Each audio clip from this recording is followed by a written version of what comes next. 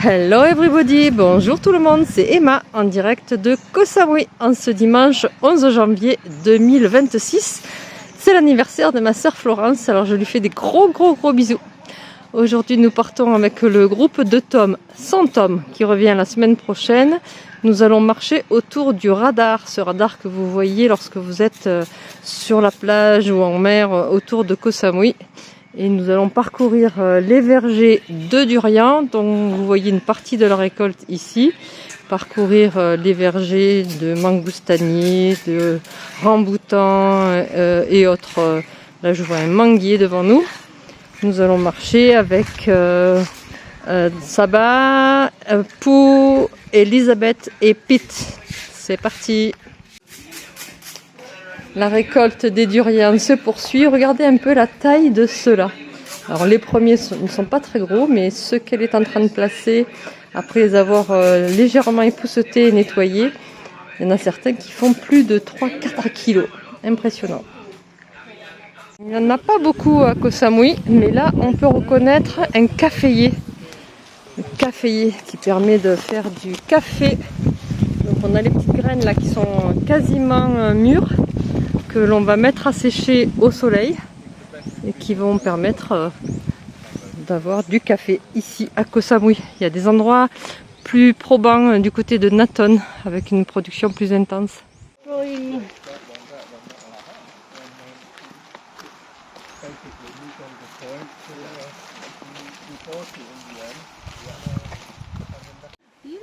Nous sommes déjà venus ici dans le passé, mais c'était pas du tout aussi bien aménagé.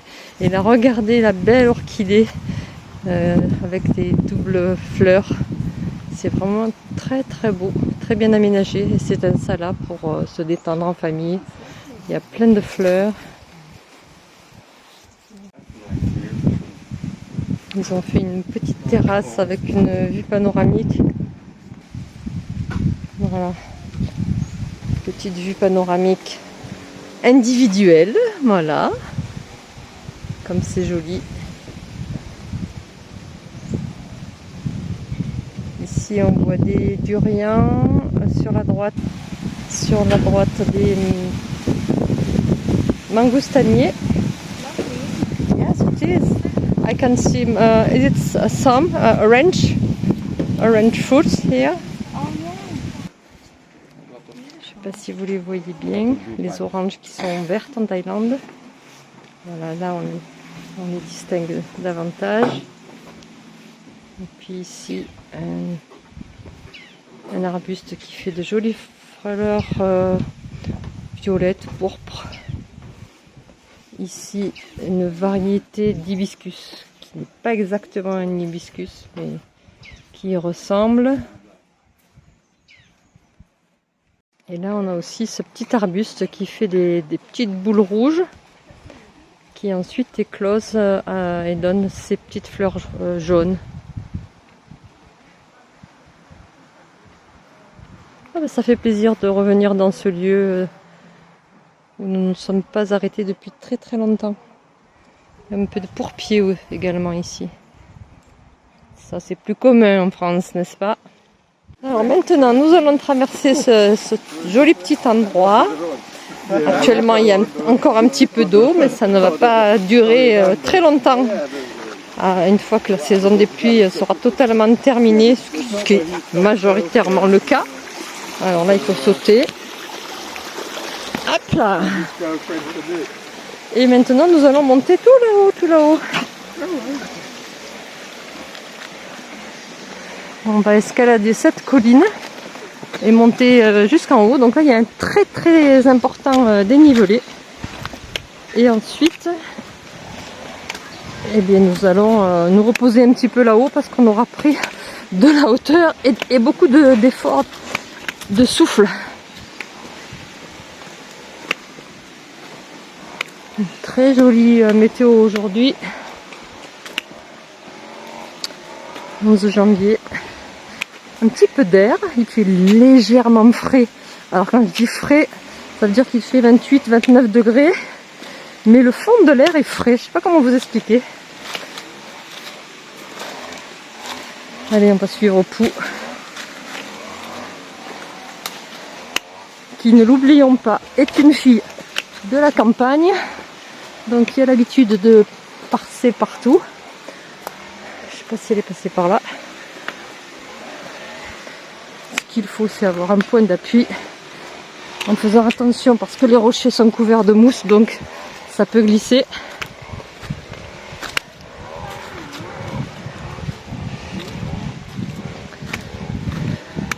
Hop.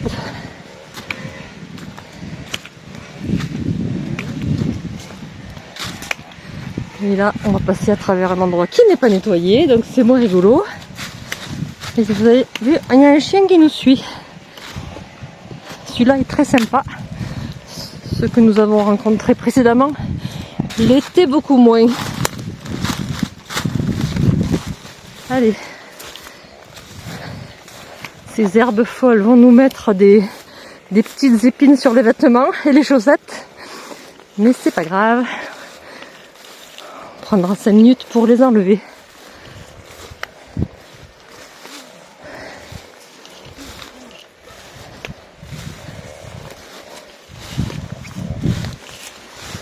Oups.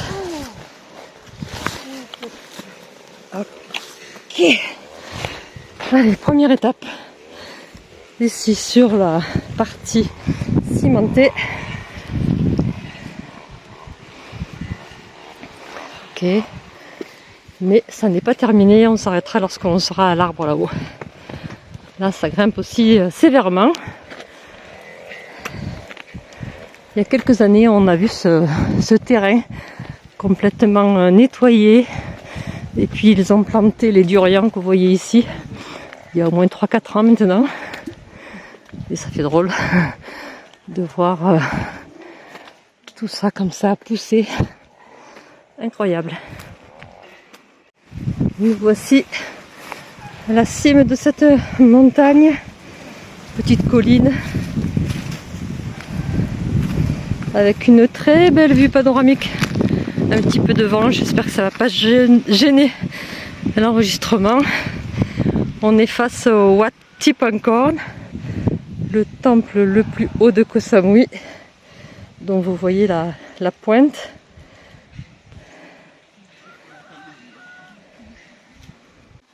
Pou nous faisait remarquer qu'ici on avait, vous savez, ce manguier dont je vous ai parlé la dernière fois, qu'ils appellent mammouth. En fait, ça fait une grosse mangue, en fait, comme une mangue qu'on voit ici. Alors, est-ce que vous la voyez? Qui a un arrière-goût de durian. Et en fait, il y a énormément de fleurs là, sur cet arbre. Donc il va y avoir une bonne production. Et pour cause, la vallée est abritée et à l'ombre. C'est aussi pourquoi on trouve beaucoup de mangoustaniers. Les mangoustans sont ces fruits qui sont pourpres à l'extérieur avec une chair très très épaisse et avec des fruits acidulés qui ressemblent un peu à des gousses d'ail à l'intérieur.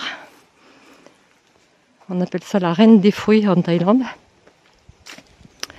Et donc ces arbres apprécient le côté ombre des montagnes de Koh Samui.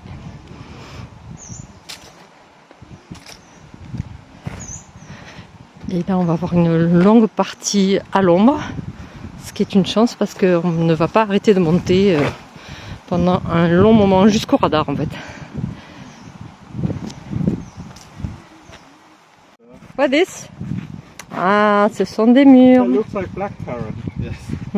Kapkumka. Belle mur, hein? Belle taille. Ah, il y a des fruits de la passion aussi ici. Ça va faire mon régal. Pou était en train de nous montrer comment manger les fruits de la passion. Et elle nous expliquait que lorsqu'ils étaient rouges, pour cette variété, ils étaient meilleurs.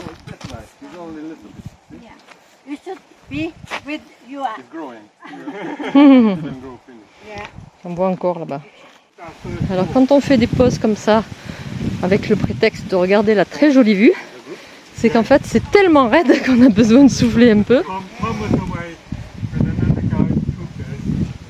Et pour cause, parce que ça continue de monter. Voilà, là je suis à l'aplomb pour vous donner une idée. Je sais que vous avez eu très froid ces derniers temps, notamment en France et en Europe. Alors je vous apporte un petit peu d'exotisme avec cette jolie vue.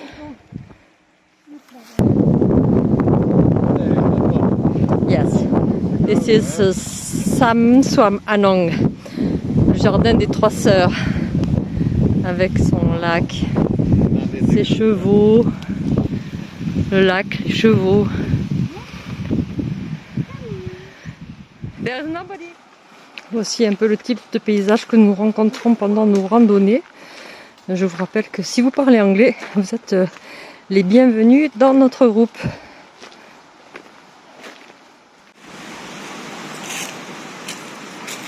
Marcher sur les hauteurs de Koh Samui permet de découvrir des paysages auxquels vous n'aurez jamais accès par vous-même, ni à l'occasion de certains tours.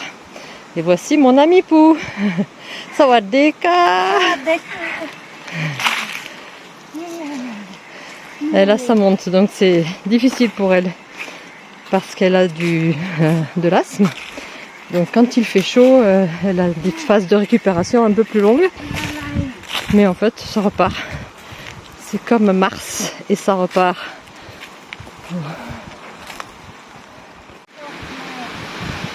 Ah, un coup de vent là qui se lève. Hello. Et Xaba, vous l'avez déjà vu dans mes vidéos il y a quelques années. Il est originaire de Hongrie. Et ici, nous avons le radar. Cela sous-entend que nous avons atteint un des points les plus hauts de Koh Samui et aussi de cette randonnée qui va se poursuivre dans la descente avec maintenant une vue de l'autre côté de l'île puisque nous allons rejoindre la côte ouest et voir la côte sud-ouest en même temps. Alors on a ce chien blanc qui nous suit depuis un bon moment et dès qu'il croise d'autres chiens, il y a une petite discussion de territoire. Alors voici les durians qui sont en train d'être ramassés et mangés. Taïroub noïdaï maïka? Taïroub noïdaï maïka? Kapunka? Sabai, sabai. Ok. Hello, sawadika, sawadika. King Torian noïdaï maï.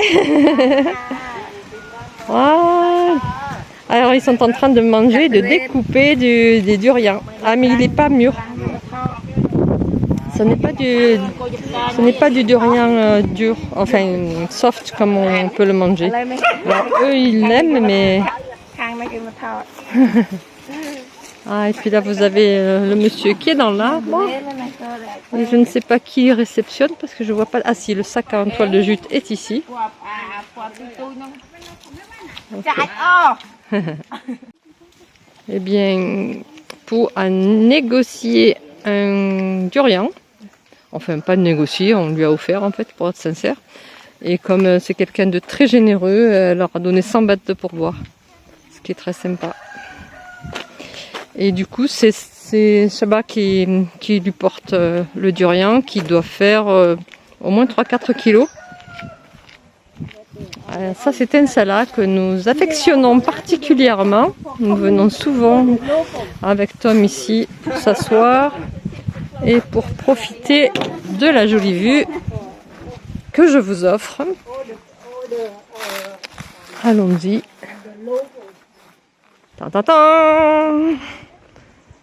Et voilà. C'est comme on dit une vue à $1 million. Alors que voit-on d'ici? Alors aujourd'hui c'est un petit peu couvert, un peu laiteux. Je ne sais pas si vous devinez les Five Islands. Il y en a une qui a un peu une forme de tortue. Comme nous sommes assez élevés, ben là on voit bien qu'il y en a 5. J'espère que c'est pareil pour vous.